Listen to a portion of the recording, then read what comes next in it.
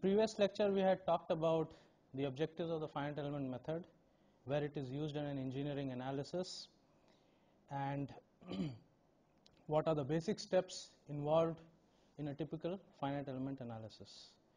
In this lecture we are going to develop our understanding of the method a little further by looking at a typical model problem, and for that model problem we are going to develop the so-called virtual work formulation.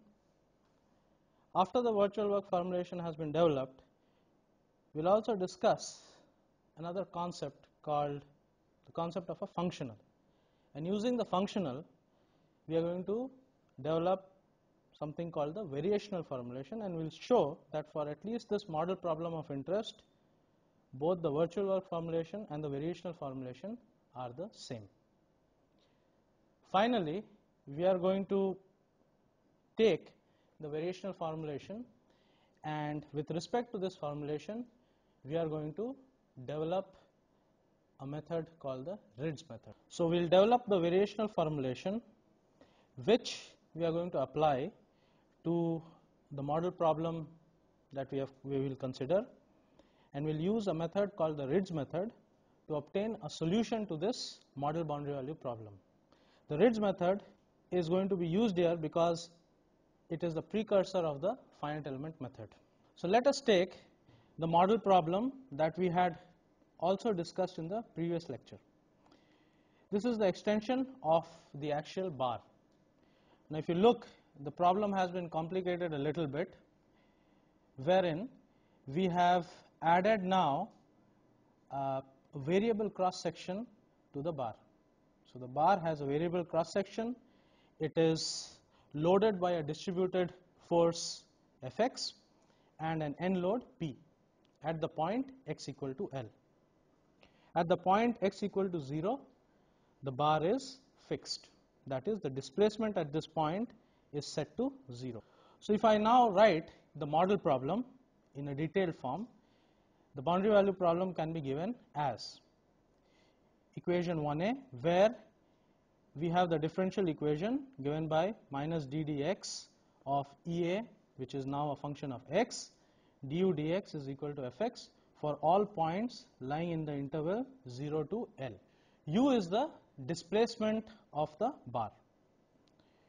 With the boundary conditions, as I have already mentioned, u at the point x equal to 0 is equal to 0, and the force at the point x equal to L, I, Ea du dx evaluated at the point x equal to L is equal to the applied force at the end L equal to P. For the model problem given earlier, let us now take the differential equation and move both terms to one side. That is, we will get minus of d dx of Ea, which is a function of x, du dx minus f of x is equal to 0. This term that we have put on the left hand side is called the residual.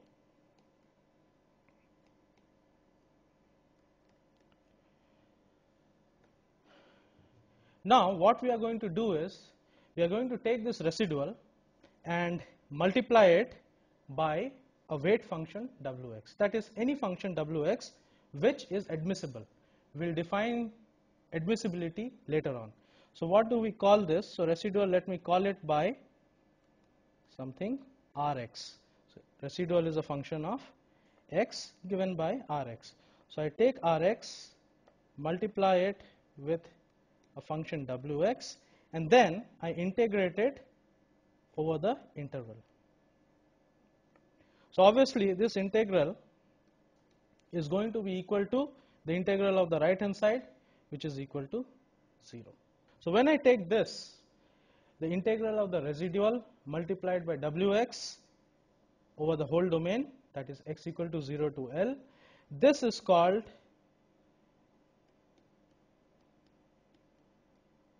the weighted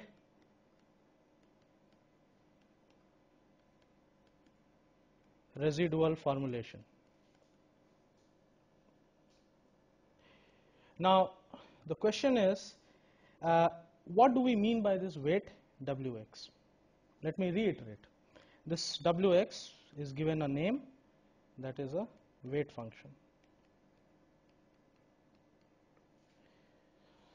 Now this Wx, as we will see later on, has to satisfy certain minimum smoothness conditions in the domain and certain other conditions on the boundary of the domain. Now many people use this weighted residual formulation that we have written here to solve the problem. What we are going to do next is that we'll take this weighted residual and let's expand it and write it again. So in the expanded form, this becomes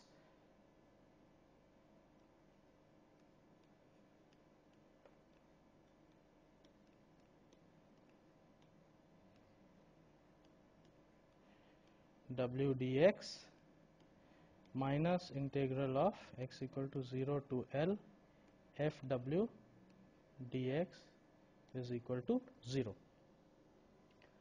Now if you see that in this term, the second derivative of u is sitting. So what we would like to do is pass one of the derivatives from u to w. That is, we are going to do an integration by parts for this term. So I integrate this term by parts.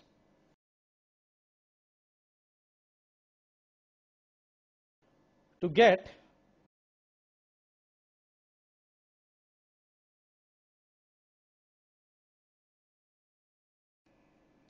EA du dx dw dx, and I'll take the required terms on the right hand side.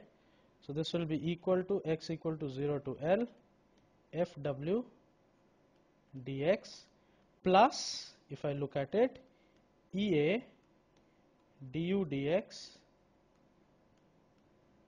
w evaluated at point x equal to L minus the value evaluated at point x equal to 0.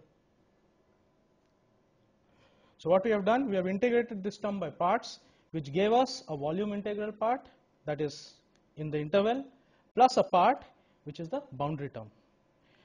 So next what we are going to do is, we will look at this boundary term,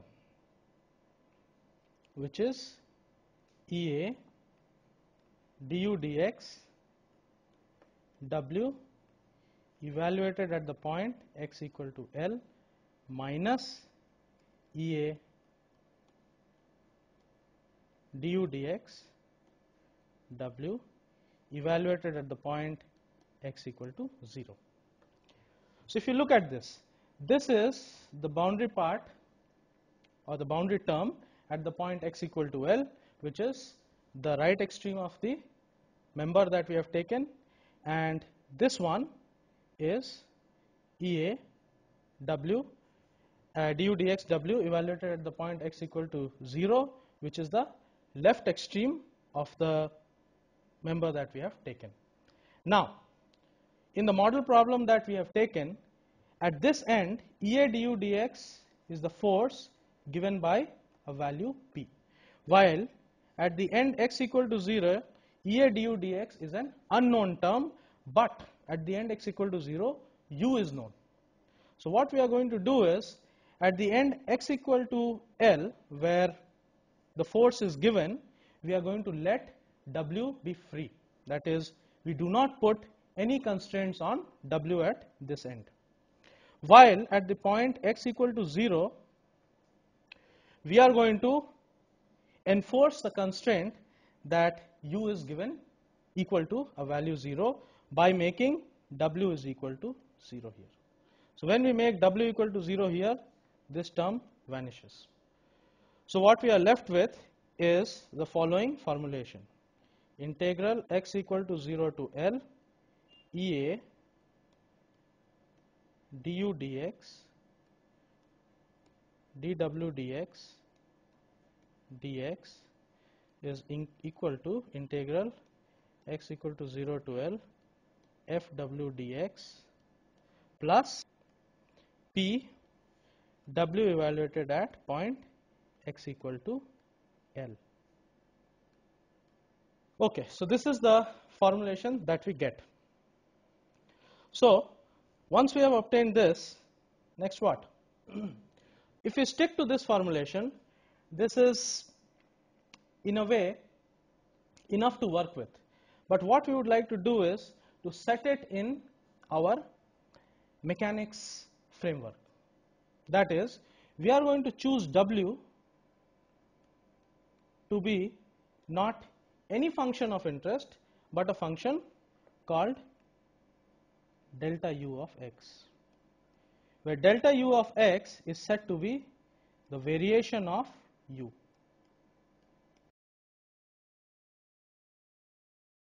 So let's imagine that I'm giving you 2 points x equal to 0 and L.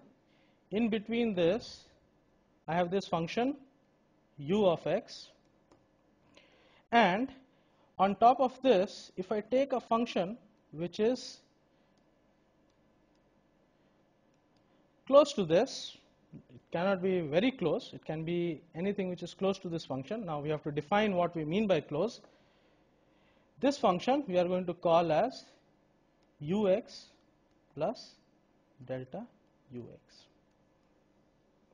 okay, such that the difference between the two functions is the function delta ux. So whenever we are talking of this variation of u, it is as if I am taking a function in the neighborhood of the function u and taking the difference of those, that we can call as the variation of the function ux. So if I take wx equal to the variation of the function ux and put it back in our formulation that we have obtained by doing integration by parts, then we'll get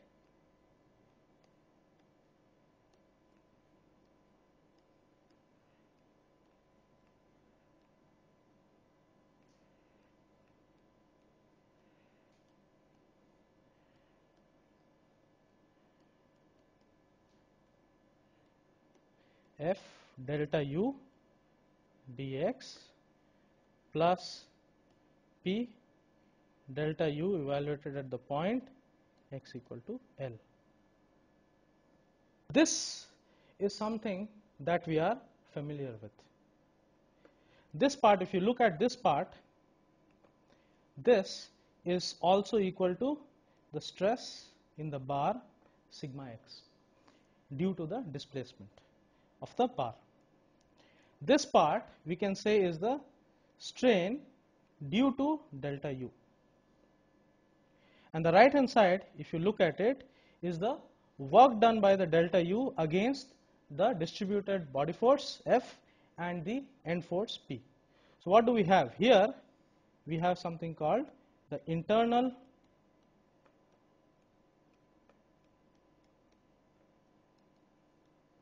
virtual work, and this is virtual work done by the external forces.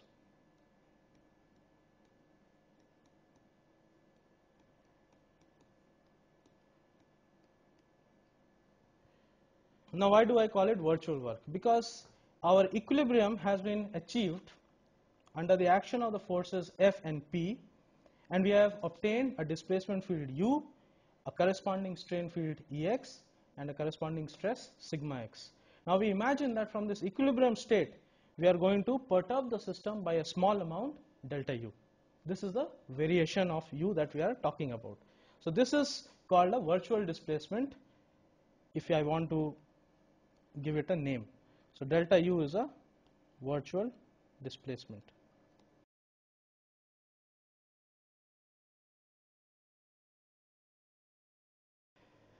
Okay, so this, the term that we have here on this side is the work done by this, the strain due to this virtual displacement against the stress that has been built up in the bar to counter the effect of the external forces, while on the right hand side it is the virtual work done by the virtual displacement delta U against the external forces that we have. This, if I take this equation, this is given a name. This is called principal of virtual work.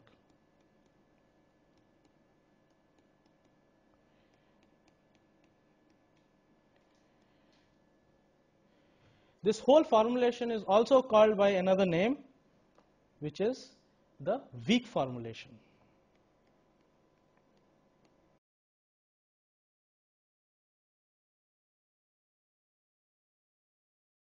Question is, why do we call it a weak formulation?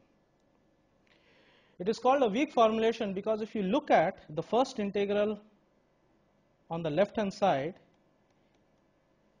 here we have taken one of the derivatives from u and transferred it to delta u or the w that we had taken earlier. So what happened in the differential equation, we required the second derivative of u to be defined because it was a second order differential equation, and at every point in the domain we had to have definition of the second derivative of u. While in the initial weighted residual formulation, if instead of w I had put delta u, all that was required was delta u has to be defined in order to have this integral finite. But now if you look at this term, we only need the first derivative of u to be defined. That is, instead of asking for the second derivative to be defined, we are now requiring only the first derivative of u to be defined, which is a weakening of the smoothness condition on u. That is, all we need is the first derivative of u should be given. Similarly, we have now transferred the derivative from u to delta u, that is, now we want the derivative of delta u to also be defined in the domain. That's why we call this a weak formulation. Next, let us now look at the properties of this variation delta u that we are going to use in our formulation in future. Okay, now let us look at the conditions that our delta u or the variation of u has to satisfy, or the virtual displacement has to satisfy. You see, at the end x equal to 0 for our problem, we have u given. So when u is given, the variation of u is set to 0. So at a boundary where the displacement is specified, there the variation delta u is set to 0. That is the first condition on delta u or on w that we had taken, the weight function w. Second, what we have done is we have not put any condition on delta u at the end x equal to L. That is, at the boundary where the force is specified, Ea du dx for example, in our case at x equal to L, we will let delta u or w to be free. They can take any value that you wish. Third, as we have shown in the weak formulation or the principle of virtual work, all we need is that the derivative of delta u should be defined in the domain. So when the derivative is defined, then the integrals that we have in the variational or the virtual work formulation or the weak formulation are all finite. Now we have already talked about this, that the equation that we have written earlier is called the principle of virtual work or the weak formulation, as we would like to call. But for engineers, especially people in mechanics, principle of virtual work is something that we know or we are aware of. So we may go ahead with that formulation, but they both mean the same thing. Okay, let us now concentrate on the equations that we have obtained earlier. There you see that we have this pair Ea du dx and delta u or w occurring together. And we said that if the force is specified, we let delta w or delta u or w to be anything, and when the displacement is specified, we are going to set delta u or w equal to 0. When a force is specified at an end, that boundary condition is called the natural Neumann or force boundary condition. At the end where u is specified, that is where we are going to fix our delta u equal to 0, that end is called an essential, Dirichlet or displacement boundary condition. This will generalize to 2 or 3 dimensions in the future. So these definitions should be kept in mind. That is, we are going to generally call them by the name Neumann or natural, or essential or Dirichlet. Now, why is the force boundary condition a natural boundary condition? If we go back to our equation that we have written, equation of the weak formulation, you see that the force appears naturally in the formulation. That is, it is sitting there in the right hand side of the equation. That's why it is called a natural boundary condition. While the displacement being fixed at an end is not explicitly appearing in our weak formulation. That is, it has to be enforced by forcing delta u equal to 0. So that's why it's called an essential boundary condition. That is, it has to be forced in. Okay, so this can now be rewritten, whatever we have developed earlier, using a different concept.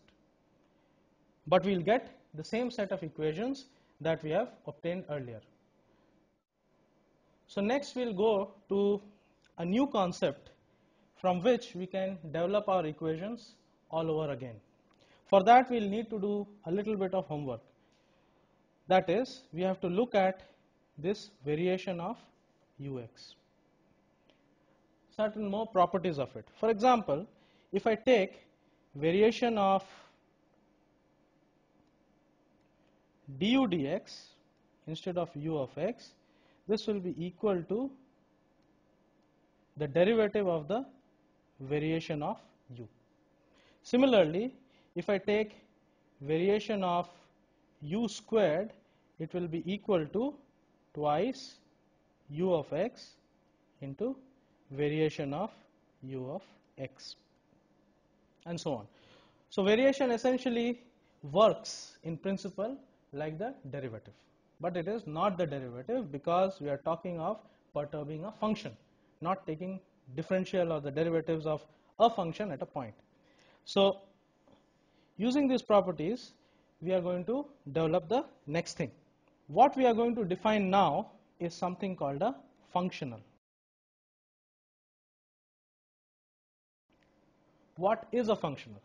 A functional is a function of a function.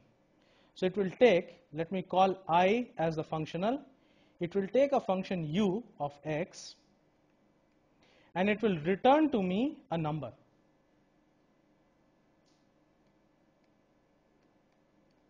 Which is I u of x. So I give one function u of x, I'll get a number. I give another function u of x, I'll get another number. For example, I may define various functionals like this. Integral from x equal to 0 to L EA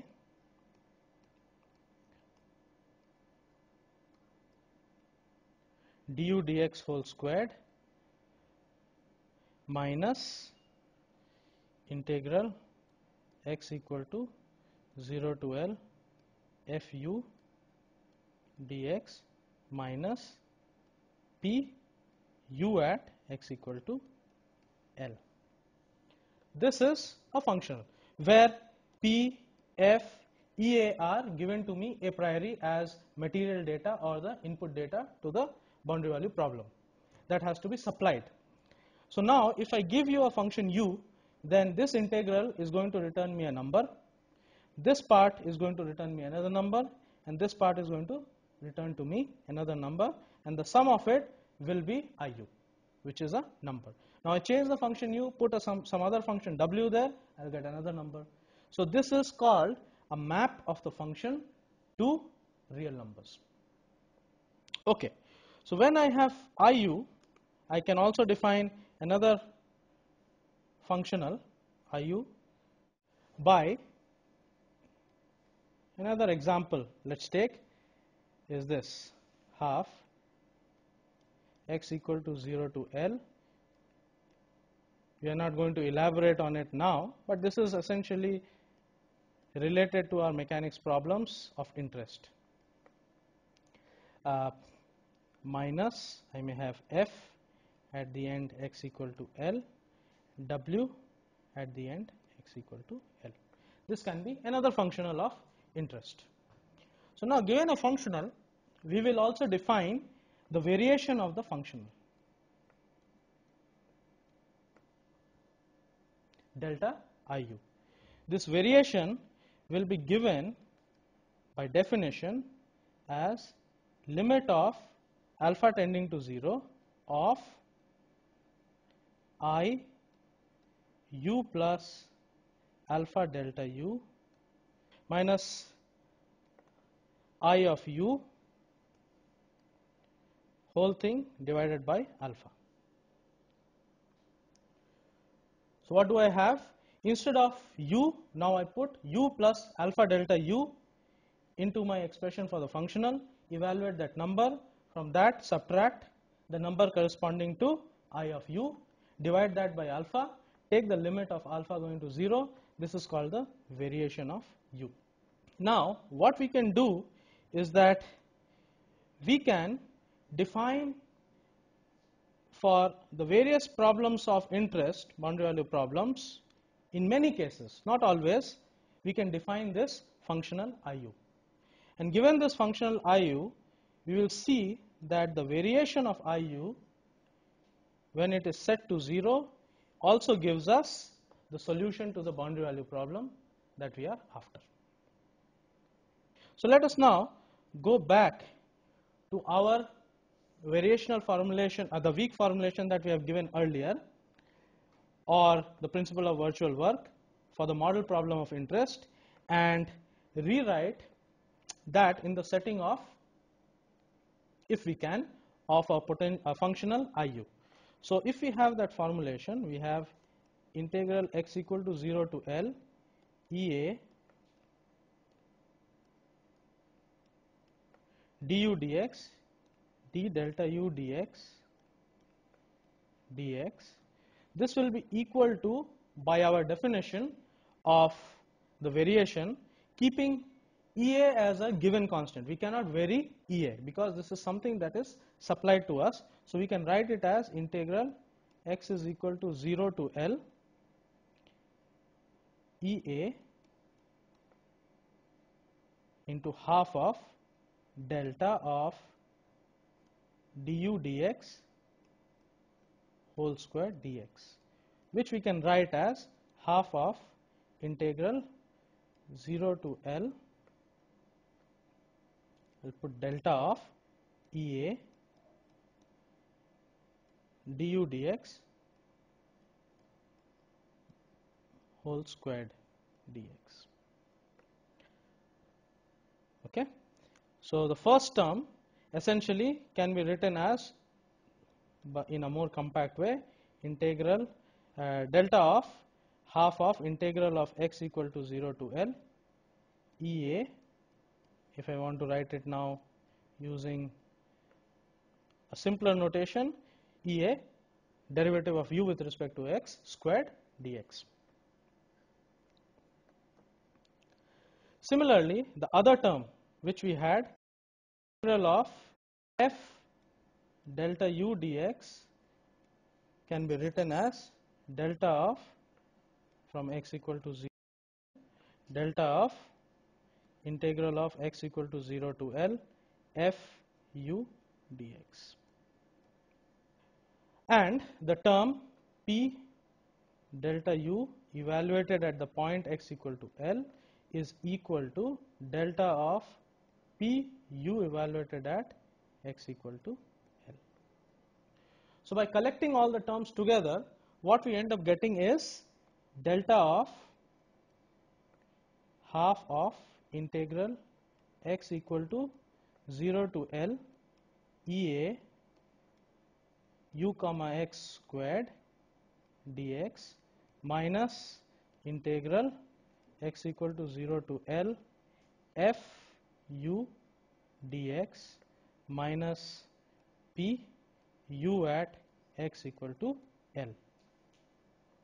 This is equal to 0 from what we have said earlier. Okay. So then this term within the square brackets is now our functional I of u.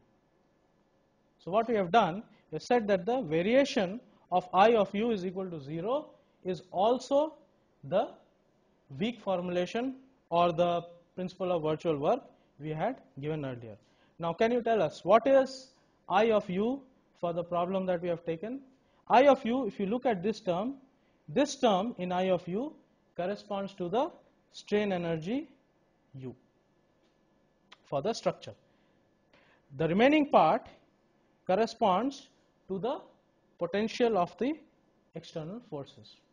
So what we have, this I of u for us is nothing but the total potential energy pi of the structure. And we know very well that the minimizer of the total potential energy is the function which solves our model problem. So we can pose this again as, let us write it in a concise way, del I of u is equal to 0 is also equal to del of the pi of u. Now because this same equation can be obtained by taking a variation of the potential I of u, which in our case corresponds to the total potential energy associated with the system. This is also called a variational formulation.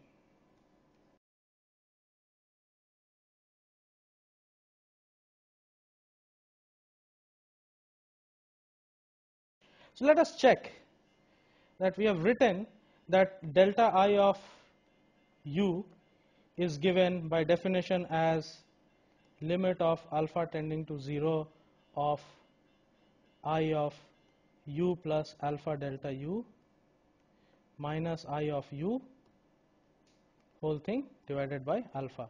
Let us see if it is really giving us that equation back, because we simply rewrote everything in terms of that potential and we said that yes, this is equal to 0. So let us take that potential that we have defined earlier, I of u, and in that we put u plus alpha delta u. So what will we get? This will be equal to half integral x equal to 0 to L EA u prime x plus alpha delta u prime x whole squared. Okay, I'll rewrite it here. This is equal to half of, let's erase this, 0 to L EA u prime x plus alpha delta u prime x whole squared dx, and the other part will be minus integral x is equal to 0 to L f into u plus alpha delta u dx, and finally let's go to the next page, minus p u at L plus alpha delta u at L. From this, if we subtract IU, what do we get? I will get integral x is equal to 0 to L EA into, half I'll have in front, 2 alpha u comma x delta u comma x, okay, plus alpha squared delta u comma x whole squared dx minus integral x is equal to 0 to L f alpha delta u dx minus p alpha delta u at x equal to L. Now we said that we are going to divide this thing by alpha. So when you divide this thing by alpha, this guy will go, here we will be left with a single term alpha, and here also this person will go, this one will go. So what we have, when we take the limit, then all the terms which after division by alpha have an alpha sitting in front will go to 0. They will disappear. All the terms with no alpha in front will be what we will be left with. So this will be equivalent to writing as delta I of u is equal to half of equal to 0 to L EA u comma x delta u comma x dx. So the 2 and the half will cancel, minus integral x is equal to 0 to L f delta u dx minus p delta u at x equal to L, and this has to be equal to 0. And you see that we have obtained our principle of virtual work by this approach too. So the variation of the functional has given us our principle of virtual work. Okay, so what we have said is that we obtained in our formulation the variation of I of u is equal to 0, or we say that the solution to the problem given by u of x, to the model problem, is an extremizer of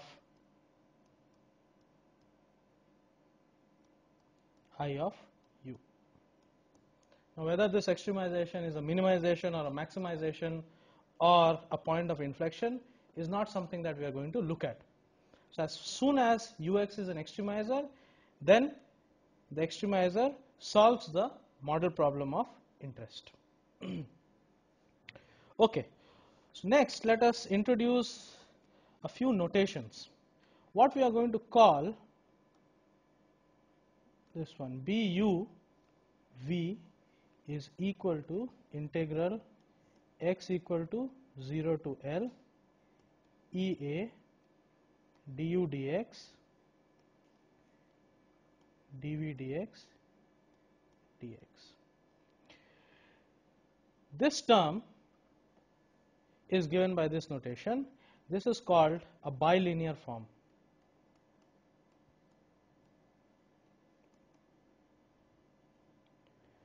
Why is it bilinear? That if I look at bu plus alpha w1 v, this will be equal to b uv plus alpha b w1 v. That is, it is linear in the function u. Similarly, if I put b u v1 plus alpha v2, this will be equal to bu v1 plus alpha b u v2. That is, it is linear also in v. That's why it is linear in both the functions which give us this number buv, so we call it bilinear. Similarly, we can introduce another notation f of v, which is equal to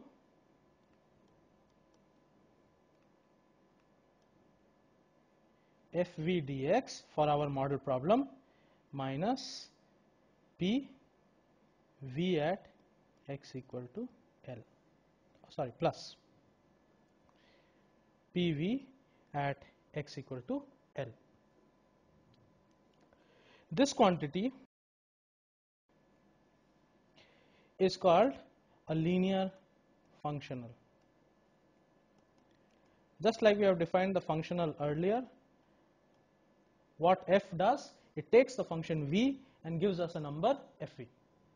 And why is it linear?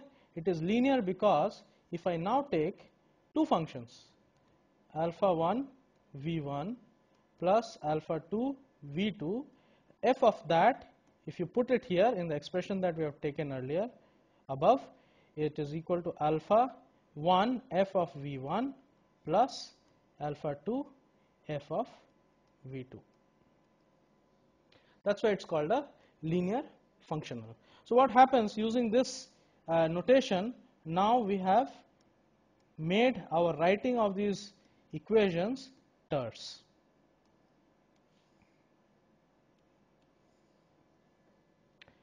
And instead of v, if we substitute as v with delta u, then I'll get BU delta U is equal to f of delta U, which is nothing but the principle of virtual work or the weak formulation or the variational formulation that we have obtained. Now, what we are going to do is, okay, we have obtained this as our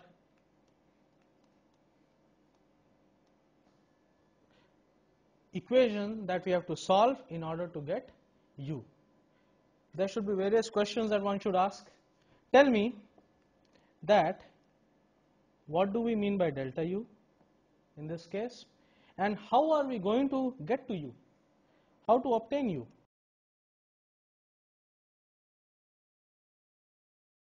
As a function of x. Now obviously, if we knew how to get a closed form solution to the boundary value problem that we have considered earlier, then we would not have had to come to this stage at all. So what we would like to do is, we would like to obtain a series solution to U. So what we are going to do is, we are going to represent U as a series in terms of, in this form. In this series, what we would like to obtain is the coefficients of the series, provided we choose these functions phi I of x, which you can call as the so-called basis functions. If you can choose these basis functions properly, then the linear combination of these basis functions will form our solution U of x, and we'll assume, let us assume for the time being, that this series is convergent. Implicitly we have assumed that the series converges to U of x at every point. So now the job is to find these coefficients AI. How can we use what we have done here to find the coefficients AI? That is the first question. Secondly, we do not want to find in all cases all the infinite coefficients. We will be happy by getting something called the approximate solution.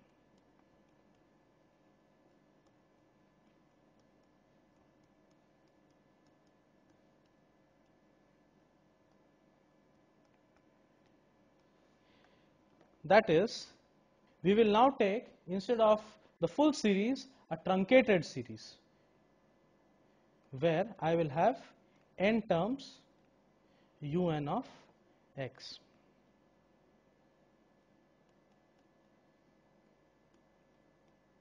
So this is now a so-called truncated series.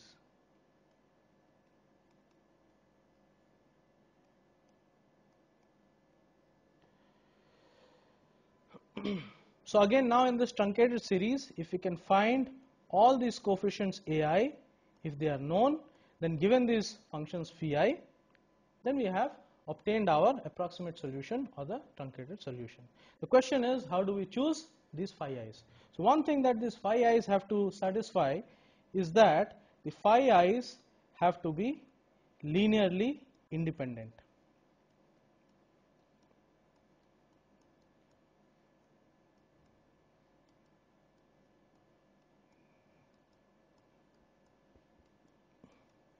Which means, the linear independence in our case means that, let's say that I take this finite series only and I put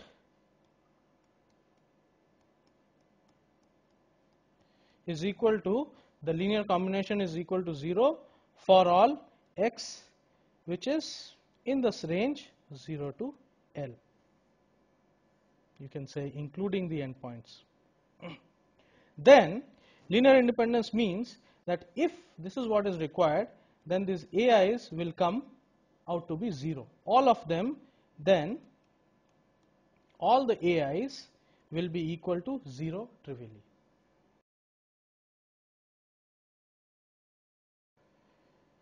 So if this happens, then we say these functions phi I are linearly independent. So in forming this series, we need these linearly independent terms. Then we would like to now put this in our principle of virtual work or the variational formulation. Let us go by the variational formulation, that is, instead of asking for delta I of u equal to 0, we are now going to say delta I of u of n is equal to 0. Okay. So when we say delta I u of n is equal to 0, then what do we get? So this will be written as integral x is equal to 0 to L EA dun dx d delta un dx dx is equal to integral x is equal to 0 to n f delta un dx plus p delta un evaluated at the point x equal to L. So now what we have done, we have replaced, instead of u, we have put un, and we say that we are looking for the function un, which is an extremizer of this I that we have defined for our model problem of interest. So the question is, what is delta un?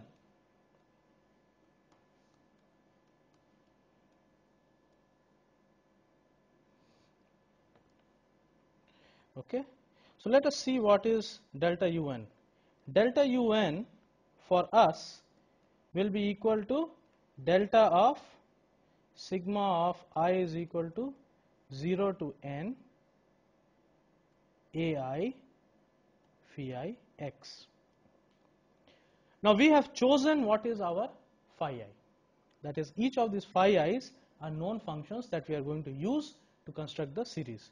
So the delta of un will become sigma I is equal to 0 to n delta of ai into phi I of x.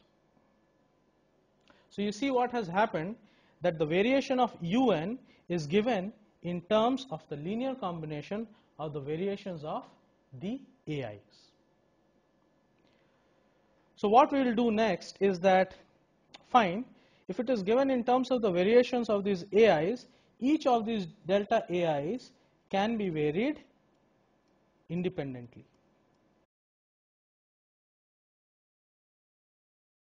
What does this mean? That is, because this delta u is something that is under our control, that is, it is something that we are specifying, we can choose delta a1 equal to 1, let's say, and all other delta ai's equal to 0, that will be 1 delta u. Similarly, I can choose delta a2 equal to 1 and everything else equal to 0, that will be another delta un. So with this various choices of delta un, by fixing these values of delta ai, we should be able to construct various forms of this delta un. Now what we will do next is, we are going to now vary these independently, and what we will do is we will end up getting, by variation, n plus 1 equations which are simultaneous equations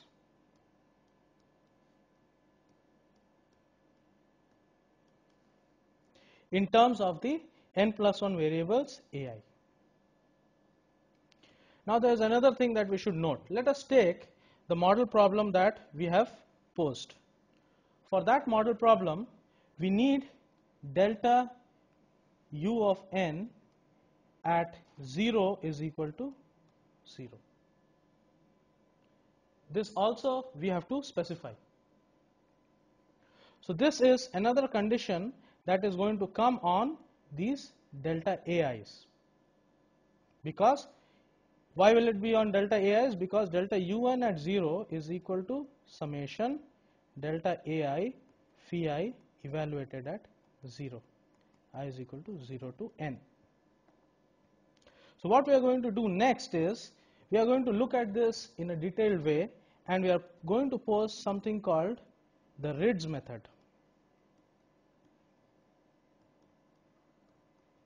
where we are going to choose particular forms of these phi i's specifically for the model problem that we have taken, and we are going to basically formulate the problem in terms of this truncated series and solve it by minimizing the total potential energy with respect to the coefficients delta ai's.